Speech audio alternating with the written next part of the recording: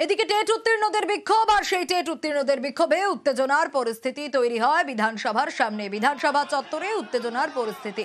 কারা এই বিক্ষোভ দেখায়? 2022-এ যারা টেট উত্তীর্ণ তারা বিক্ষোভ দেখান। দ্রুত নিয়োগের দাবিতে তাদের এই বিক্ষোভ এবং রীতিমতো যে ছবি ধরা পড়ে, দুপুর থেকে পুলিশের সঙ্গে চাকরি প্রার্থীদের ধস্তাধস্তি শুরু হয়ে যায়। বিক্ষোভকারীদের রীতিমতো পুলিশ তাড়া করে এবং রাজভবন চত্বরে জমায়েত আন্দোলনকারীদের। যে ছবি রানী রাসমণি রোডের দেখতে পাচ্ছেন আপনারা, টেট উত্তীর্ণ যারা এই বিক্ষোভ দেখাচ্ছে, যারা আন্দোলনকারী, তারা কারা? তারা টেট উত্তীর্ণ। কোন বছর? 2022-এর 2022-এর টেট উত্তীর্ণদের বিক্ষোভ। কি দাবি তাদের, কি বলছেন তারা, শোনায়। শিক্ষামন্ত্রী বলেছিলেন যে আমাদের 50,000 ভ্যাকেন্সি দেন, আমরা ভ্যাকেন্সি চাই, আর কেউ চাই না, আমাদের নোটিশ চাই। হ্যাঁ, আমরা 22 সালের আমাদের সমস্ত নিয়োগ হচ্ছে, সমস্ত পরীক্ষা হচ্ছে। এতদিন ওবিসি বাহানা শুনেছি, আর কি কি বাহানা আছে আমরা জানতে চাই সরকারের কাছে। আমরা অবিলম্বে 50,000 শূন্য পদে প্রাথমিকে নিয়োগ চাই। আমাদের নোটিফিকেশন চাই। আমরা 3 বছর ধরে বলেছি আর কতদিন বসে থাকবো, এবার আমাদের নোটিফিকেশন দেওয়া হোক। পুলিশের সঙ্গে চাকরি প্রার্থীদের ধস্তাধস্তি, বিক্ষোভকারীদের পুলিশের তারা, যে ছবি আমরা দেখছিলাম, রাস্তায় শুয়ে পড়েন বিক্ষোভকারীরা। আরো ডিটেইলে বিষয় জানাতে পারবে রৌনক, রয়েছে আমাদের সঙ্গে। রৌনক, দেখো, একেবারে 2022 সালে টেট পাস ক্যান্ডিডেট তারা, তাদের দাবি ছিল এখনো পর্যন্ত ইন্টারভিউ নোটিফিকেশন জারি করা হয়নি। এই দাবিতেই আজ রানী রাসমণি এভিনিউ থেকে বিধানসভা চত্বর পর্যন্ত তাদের মিছিলের ডাক দিয়েছিল।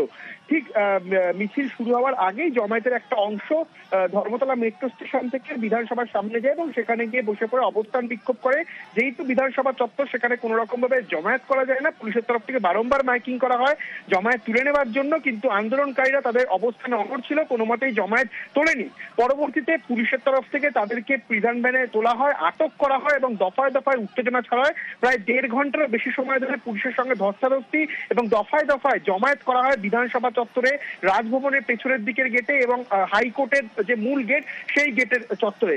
অর্থাৎ দীর্ঘক্ষণ ধরে এই ধস্তাধস্তি চলার পর পুলিশের তরফ থেকে বেশ কয়েকজন এই চাকরি প্রার্থীদের আটক করা হয়েছে এবং এখন পরিস্থিতি কার্যত নিয়ন্ত্রণে এসছে।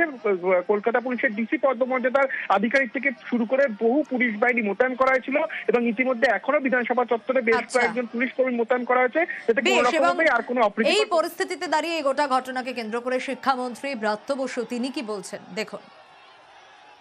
যেখানে পর্ষদ সভাপতি কিছুদিন আগে বলেছেন আমরা খুব শিগগিরই যেখানে ভ্যাকেন্সি লিস্ট পর্ষদ ঘোষণা করতে যাচ্ছে, আর 1-2 দিনের মধ্যেই হয়তো এটা বেরোবে। এটা এর পেছনে কি উদ্দেশ্য আছে আমি জানি না।